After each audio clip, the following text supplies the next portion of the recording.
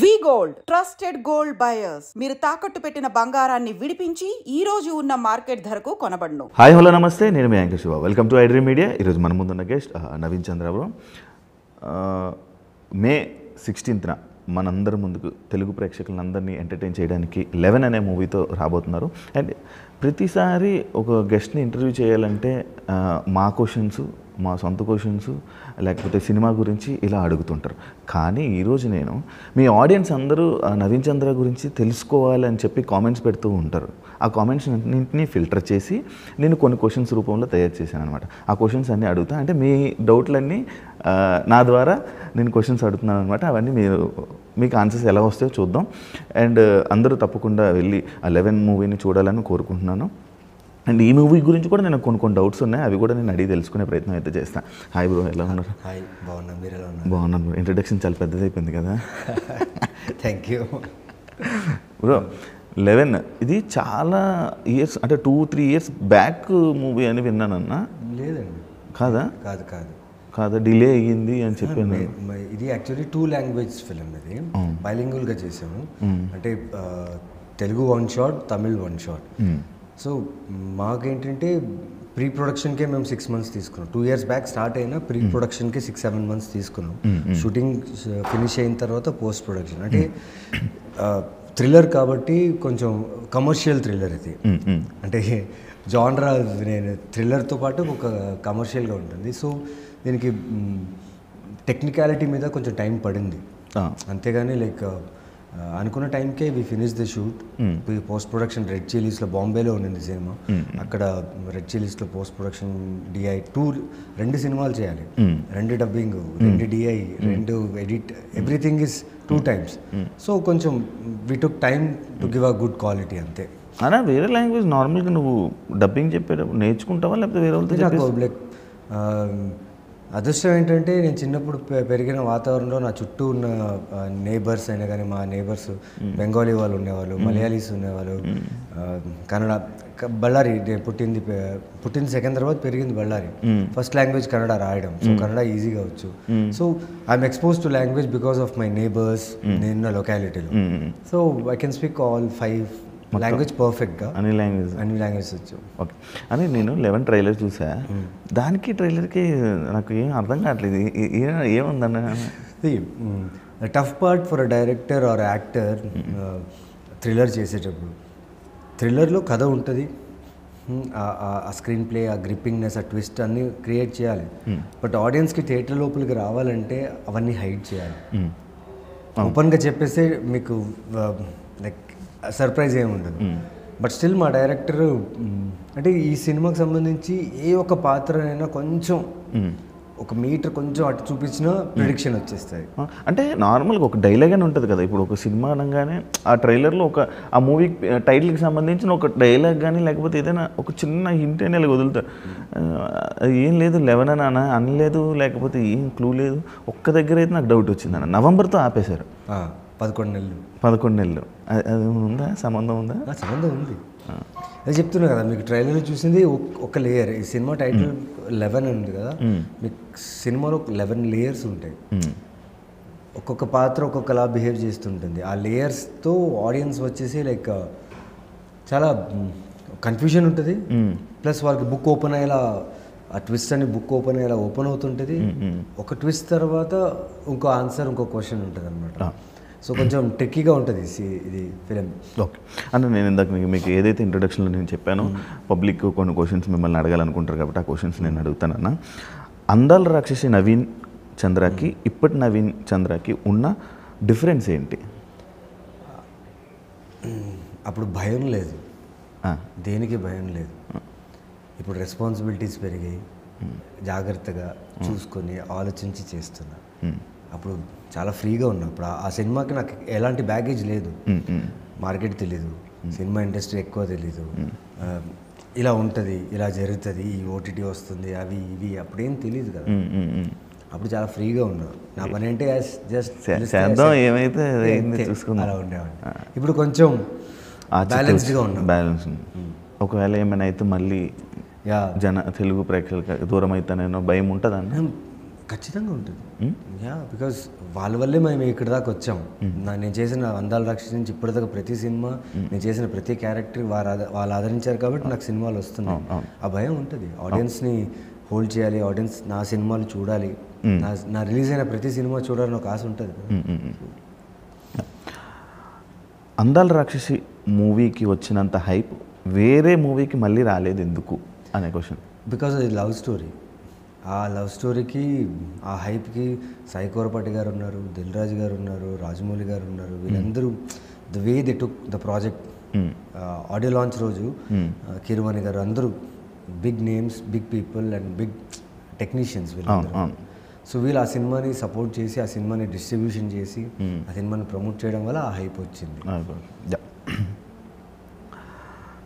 నవీన్ చంద్ర beard look trend set చేశాడు అంటే దాన్ని యాక్సెప్ట్ ఏం చెప్తారు? ట్రెండ్ సెట్ చేసింది జేడి చక్రవర్తి గారు అండి. నేను సత్య, ఆయన కొన్ని సినిమాలు చూసినప్పుడు అనుకోకుండా ఒకరోజు, అనగనగా ఒకరోజు ఇది ఉంది అండి ఉర్మిళ గారితో, అది ఆయన కొన్ని సినిమాలు చూసినప్పుడు he had solid beard. And నాకు బియర్డ్ వచ్చేది కాదు. అవునా? మా అమ్మగారికి జేడి చక్రవర్తి గారు అంటే చాలా ఇష్టం. ఓకే.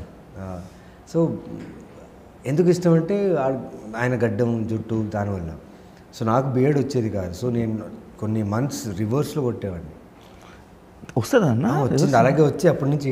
అంటే నేను నార్మల్గా బయట చూసేవాడిని, అంటే మనకి ఎవరికైనా మేసం రాకపోయినా గడ్డం రాకపోయినా గీసుకుంటే నా ఫేస్ చాలా సాఫ్ట్ ఫేస్ ఉండేది అప్పుడు. అంటే బియర్డ్, గడ్డం అంతా వచ్చేది కాదు.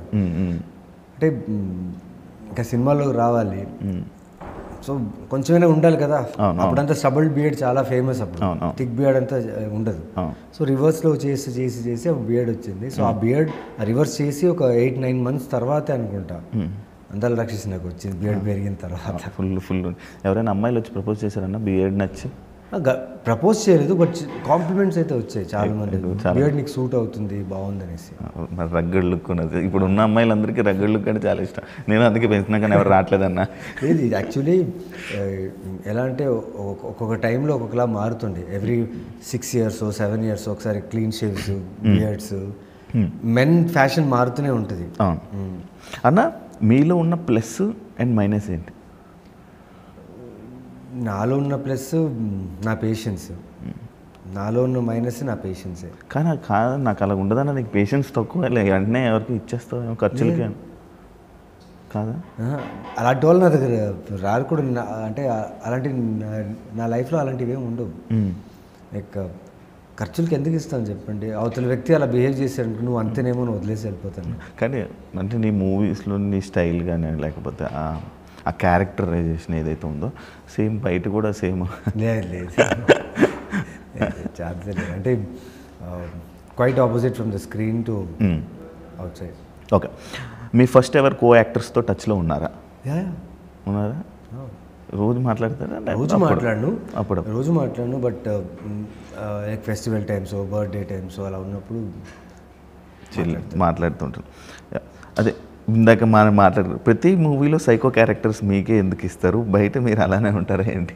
నేను ఎంచుకుంటా సైకో క్యారెక్టర్స్. ఎందుకు బ్రో?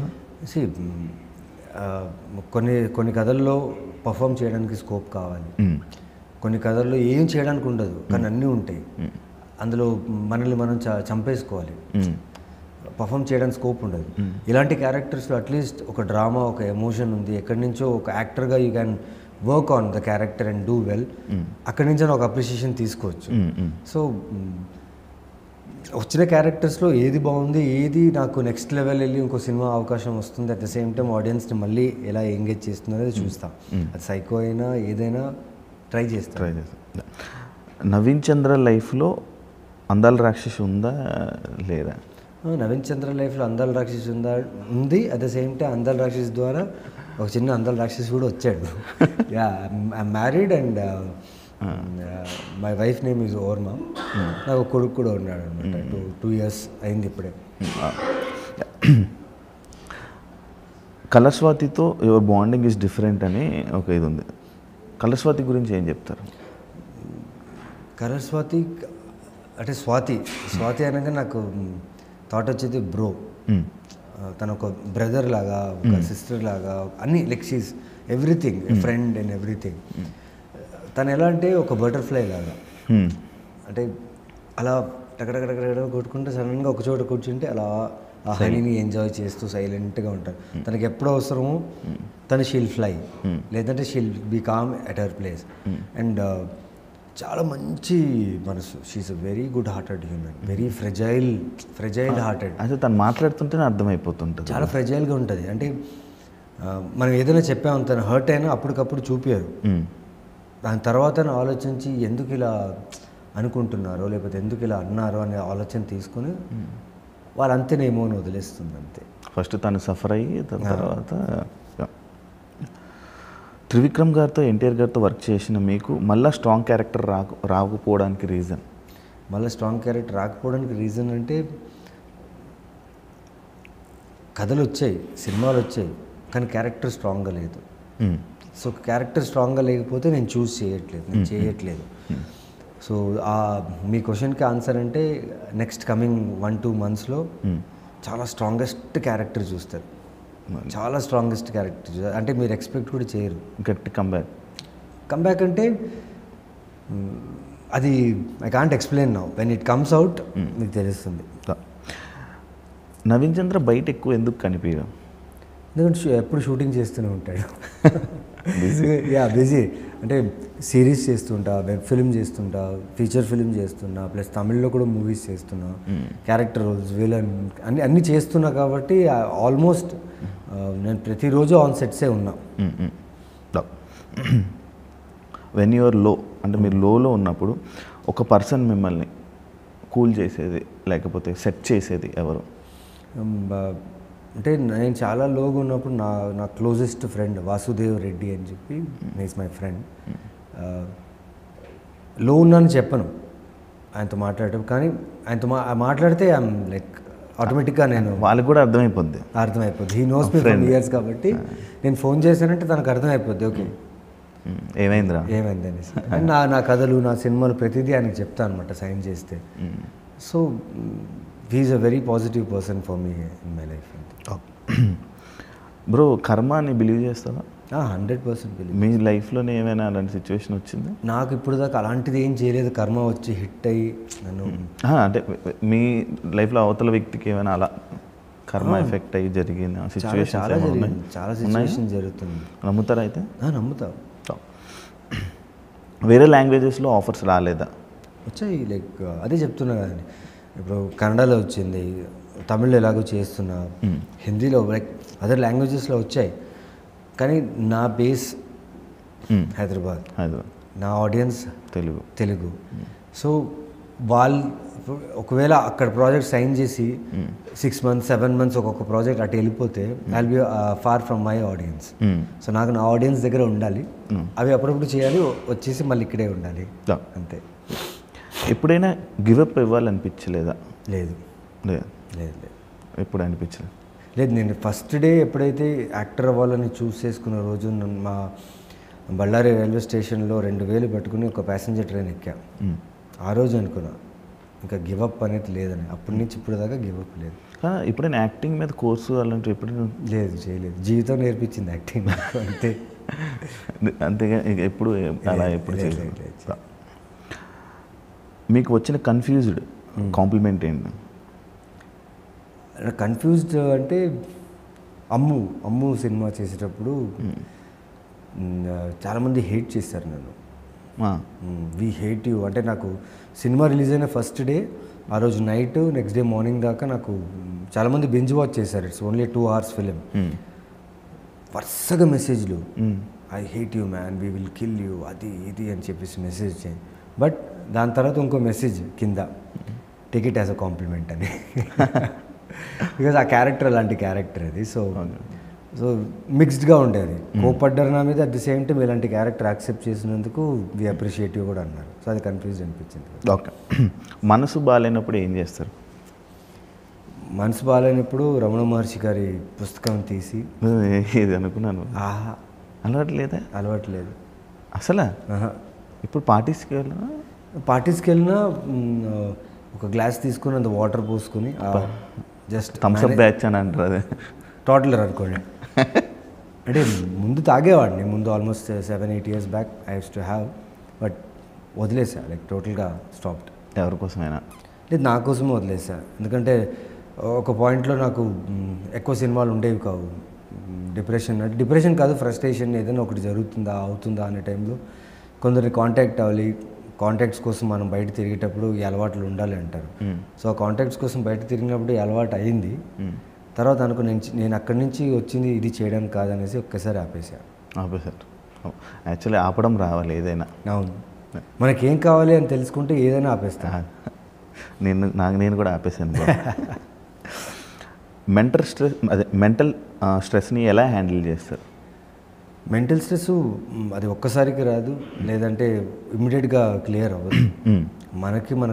మన మీద మనకు డిసిప్లిన్ ఉండాలి. మన బాడీ మైండ్ సోల్ని కనెక్ట్ చేసుకునేంత డిసిప్లిన్ మనకు ఉంటే స్ట్రెస్ అనే ఒక విషయం దగ్గర కూడా రాదు. దానికి you need to practice many things. చాలామంది మెడిటేషన్ అంటారు, వర్కౌట్ అంటారు, ఫుడ్ విషయంలో. అంటే యాజ్ అ మనిషిగా మనం ఏం చూస్తామో అదే అవుతాం. మనం ఏం చూస్తుంటాం ప్రపంచంలో అదే అవుతాం. సో అది మన మీద డిపెండ్ ఉంది. Mental health is all depends on you. No one can disturb you unless you disturb yourself. అంతే. అంతే. ఏదైనా ఒక మూవీకి నో అని చెప్పి తర్వాత రిగ్రెట్ ఫీల్ అయ్యారా? రిగ్రెట్ ఫీల్ అవ్వలేదు, కానీ నో అని చెప్పాల్సి వచ్చింది. ఎందుకంటే డేట్స్ లేక, లుక్, క్యారెక్టర్ లుక్, వేరే ఒక సినిమాకి లుక్ కమిట్ అయి ఉంటాం. ఇప్పుడు సడన్గా వాళ్ళు ఈ రోల్కి, ఈ క్యారెక్టర్కి నేనే పర్ఫెక్ట్ ఉంటానని ప్రెషర్ చేసేటప్పుడు కుదరదంటే వాళ్ళని డిచ్ చేసి, అంటే వాళ్ళ లుక్ని మార్చి ఏదో మేనేజ్ చేసి, ఏ సినిమా అయినా సినిమానే. సో లుక్లు మేనేజ్ చేయడం, డేట్స్ అవన్నీ చేయడం నా వల్ల కాదు. అప్పటికి ప్రయత్నిస్తుంటా, కాకపోతే that is not right. So Naveen Chandra ఏదైనా ఒక మూవీ చేసి దాని తర్వాత అది అనవసరంగా చేశానే అనే ఫీల్ అయిన మూవీ ఏదైనా ఉందా? లేదండి, ఇప్పుడు లేదు. ఎందుకంటే డిసైడ్ చేసింది నేను, చూస్ చేసింది నేను. ఇప్పుడు అవతల ఎగ్జిక్యూషన్ ప్రాబ్లం వచ్చింది అనుకోండి, అది నేనేం చేయలేదు. నేను ఇచ్చిన డేట్స్కి, వాళ్ళు ఇచ్చిన నాకు రెమ్యునరేషన్కి, నాకు మొత్తం ఇచ్చిన లగ్జరీ ఏదైతే ఉందో షూట్లో, దానికి 100% వాల్యూడ్ వర్క్ నేను ఇస్తాను. ఆన్ టైం వెళ్తా, ఆన్ టైం బయటకు వస్తా. నా వల్ల ఎలాంటి ఇబ్బంది ఉండదు. నేను ఎవరిని ప్రెషర్ పెట్టాను. నాకు ఇచ్చిన వర్క్ నేను చేస్తా. ఎస్, సమ్టైమ్స్ నచ్చకపోతే నచ్చలేదంటే నేను చెప్తా, కానీ హార్ష్ వేలో చెప్పను. బికాస్ అది వాళ్ళ ప్రోడక్ట్, వాళ్ళు డిసైడ్ చేసుకుని చేసింది. వాళ్ళ ఎగ్జిక్యూషన్ ప్రాబ్లం ఉందనుకోండి, అప్పుడు నేనేం చేయలేను. I will do my best. అయినా ఆ దాంట్లో కూడా I will do my work right. అంతే. నవీన్ చంద్ర ఎప్పుడు ఎందుకు సెలబ్రిటీలో ఫీల్ అవ్వడం? సెలబ్రిటీలో ఫీల్ అవ్వడం అంటే తెలీదు. లైక్ నాకు వచ్చే క్యారెక్టర్స్, నాకు వచ్చిన సినిమాకి అప్రిషియేషన్ సూపర్గా ఉంది. నేను బయట వెళ్ళినప్పుడు అంతా నేను మోస్ట్లీ మీరు చెప్పినట్టు క్లబ్స్ గిబ్స్ వెళ్ళను. కాకపోతే నేను నా సూపర్ మార్కెట్కి నేనే వెళ్తాను. నా మిల్క్ ప్యాకెట్, నా మెడిసిన్స్ ఏదన్నా నేను, మా బాయ్ ఉంటాడు, మేము కలిసి మా ఫ్యామిలీ వెళ్ళి వెజిటేబుల్స్ ఏదైనా మేమే కొంటాం. అక్కడ వెళ్ళినప్పుడల్లా ప్రతి ఒక్కరూ లైక్ నా పేరు గుర్తులేదు, నా పేరు తెలియదు చాలామంది ఆడియన్స్కి, నా క్యారెక్టర్స్ గుర్తుంటాయి. సో నా ఫిలిమ్స్ గుర్తుంటాయి. నా ఫిలిం పేరు, సార్ ఆ ఫిలింలో మీరు చాలా బాగా చేశారు సార్, ఈ ఫిలింలో చాలా, అంతకంటే ఇంకేం కావాలండి. నా ఫిలిం పేరు గుర్తుపెట్టుకుంటే చాలు కదా. నేనేం ఫీల్ అవ్వరా బ్రో, నానేమో ఎందుకు గుర్తుపట్టలేదు అని, నా పేరు తెలిసేలా చెయ్యాలి అని చెప్పి? నా పేరు కంటే నేను చేసిన సినిమాలు గుర్తుండడం పెద్ద విషయం నాకు. మన పేరు కూడా ఉండిపోతే ఒక బ్రాండ్ కదన్న, అలా అది మన పేరు ఇలా ఆటోమేటిక్ క్రియేట్ అవుతుంది. మనం మంచి వర్క్ చేస్తుంటే ఆటోమేటిక్గా అది క్రియేట్ అవుతుంటుంది.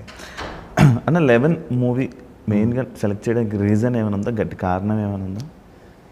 అంటే ఈ సినిమా ఎప్పుడైతే డైరెక్టర్ వచ్చి కథ చెప్పారో ఆ టైంలో నేను చాలా చాలా హెక్టిక్ షూట్స్లో ఉన్నా.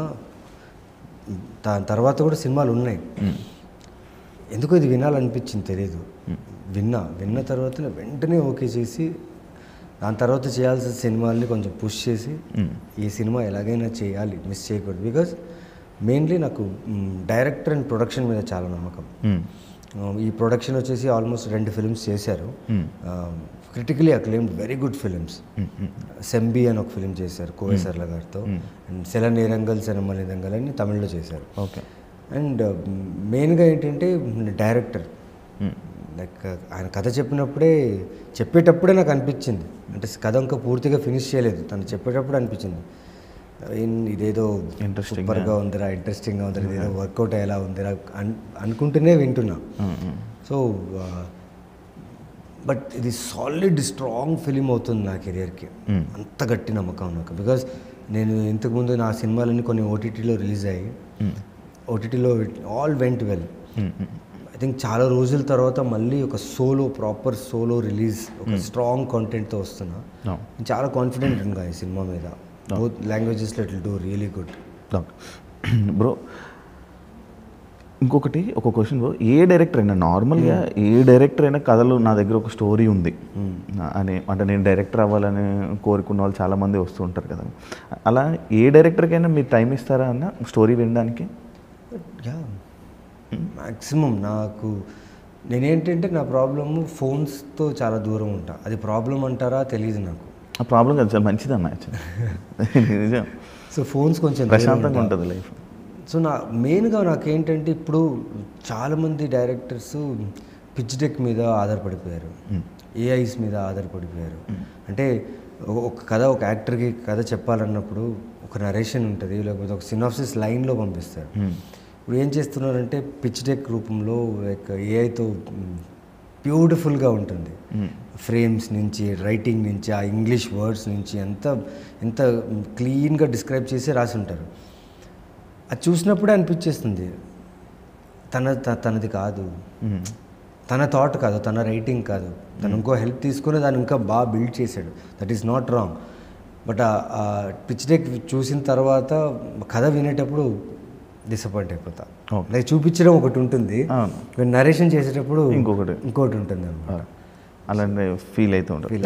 నేను దిస్ ఆర్ దట్ అని చెప్పి కొన్ని పేర్లు చెప్తా, ఆ పేర్లు చెప్పండి. రాహుల్, లావణ్య త్రిపాఠి. అర్థం దిస్ ఆర్ దట్ అంటే ఇది నేను చెప్పే 2 నేమ్లో ఇది కానీ ఆ నేమ్ కానీ రెండిట్లో ఒక నేమ్ సెలెక్ట్ చేసుకోవాలి. రాహుల్, లావణ్య త్రిపాఠి. లావణ్య. పిల్లలకి పేర్లు పెడతారు సెలబ్రిటీస్ సగం పేర్లు. ఇద్దరు నాకు చాలా ఇష్టమైన వాళ్ళు, నేను వాళ్ళతో ఎక్స్ప్రెస్ చేయను, లేకపోతే అందుకే బ్రో ఇది దిస్ ఆర్ దట్ అంటే అంతే ఇలానే ఉంటుంది. అదే ఒక నేమ్. సరే Lavanya. Okay. Lavanya Tripathi. Colours Swathi. Colour Swathi. Okay. Colour Swathi, Trivikram గారు. స్వాతి. ఓకే, నేను త్రివిక్రమ్ అంటారు ఏమనుకో. ఓకే. త్రివిక్రమ్ సార్ నా డైరెక్టర్, అంటే ఆయనతో అంత అంటే బాగా మాట్లాడుతాను, బట్ అంత చనువు లేదు. స్వాతి దగ్గర ఉన్నంత చనువు ఆయన దగ్గర ఉండదు. ఓకే. కలర్ స్వాతి, ఎన్టీఆర్ గారు. స్వాతి. కలర్ స్వాతి, బాలయ్య గారు. జై బాలయ్య గారు. చిరంజీవి గారు. చిరంజీవి గారు ఇన్స్పిరేషన్, బట్ బాలయ్య గారితో వర్క్ చేశాను నేను. ఆయనతో వర్క్ చేసినప్పుడు ఆ ఎక్స్పీరియన్స్ చెప్తున్నాను కదా, అమేజింగ్ ఎక్స్పీరియన్స్ ఆయనతో వర్క్ చేసింది. ఆ సినిమా చేసిన తర్వాత నేను ఎక్కడో నాలో ఒక చైల్డ్, నేను చాలా రెస్పాన్సిబుల్గా, చాలా ఫోకస్డ్గా ఉండే వ్యక్తి, నేను సింపుల్గా కామ్గా ఉంటాను. బట్ ఆయన్ని చూసిన తర్వాత నేనెందుకు ఇలా ఉండకూడదు, నేను సెట్స్లో కొంచెం సరదాగా ప్రొఫెషనల్గా అన్ని రకాలుగా ఉండొచ్చు కదా అని. ఆయన is a child from heart అంటారు కదా, అది నిజంగా చూసేటప్పుడు అనిపిస్తుంది మనం కూడా ఇలా ఉంటే ఈ స్ట్రెస్ గిస్సు అలాంటివి ఏ దగ్గర రావు. ఆయన చూస్తే కూడా స్ట్రెస్ పోతుంది నిజంగా. అవును, వెరీ గుడ్. అంటే ఎనర్జీ బూస్టర్ అనొచ్చు ఆన్ సెట్. బ్రో 11 మూవీ ఎందుకు చూడాలి అని అడిగితే ఏం చెప్తారు ఫైనల్గా? ఈ మధ్యకాలంలో ఇలాంటి ఒక థ్రిల్లర్ మీరు ఖచ్చితంగా చూస్తుంటారు, దట్ టు ఆన్ స్క్రీన్. చాలామంది థ్రిల్లర్స్ అంటే ఓకే ఓటీటీలో చూసేయచ్చు, సిరీస్ ఉన్నాయి, చాలా థ్రిల్లర్స్ ఆప్షన్, ఇది కూడా వన్ ఆఫ్ ద థ్రిల్లర్ నుంచి. But this thriller is made only for screens. Because మీరు చూస్తే మీరు ట్రైలర్స్ చూసారు, దాని విజువల్స్ అయినా కానీ, దాని విఎఫ్ఎక్స్ అయినా కానీ, దాని సౌండ్, దానికి ఉన్న ఒక టెక్నికల్ ఆస్పెక్ట్స్ మొత్తం, production and the director, the way they have made for theatrical experience. నేను 100% చెప్తాను, మీరు ఫిల్మ్ నుంచి బయట వచ్చినప్పుడు you will have an emotional tears with in. ఒక జిమ్ అని ఉంటుంది అని చెప్పి మీరు చూసిన ఒక ట్రైలర్లో కనిపిస్తుందంతా కొన్ని విషయాలు సినిమాలో ఉన్నాయి, అసలు మీరు ఎక్స్పెక్ట్ చేయరు. ట్రైలర్కి సినిమాకి చాలా డిఫరెన్స్ ఉంటుంది, మీరు ఎక్స్పెక్ట్ చేయరు. ఇలాంటిది ఒక థాట్ డైరెక్టర్ ఎలా తీసుకొచ్చాడు ఈ సినిమాలో, అండ్ ఎలా ఎగ్జిక్యూట్ చేశాడు అనేది మీకు షాక్ తింటారు. Thank you so much bro, interview ఇచ్చినందుకు. మంచి హిట్ అవ్వాలని, ఇంకా ఇంకా మంచి మంచి మూవీస్తో మళ్ళీ మా ముందుకు వచ్చి మమ్మల్ని ఎంటర్టైన్ చేస్తారని మనస్ఫూర్తిగా కోరుకుంటున్నాను. Thank you so much bro. చూసారు కదా ఇంటర్వ్యూ, ఇంకో గెస్ట్తో మళ్ళీ మీ ముందు కలుస్తాను. అంతవరకు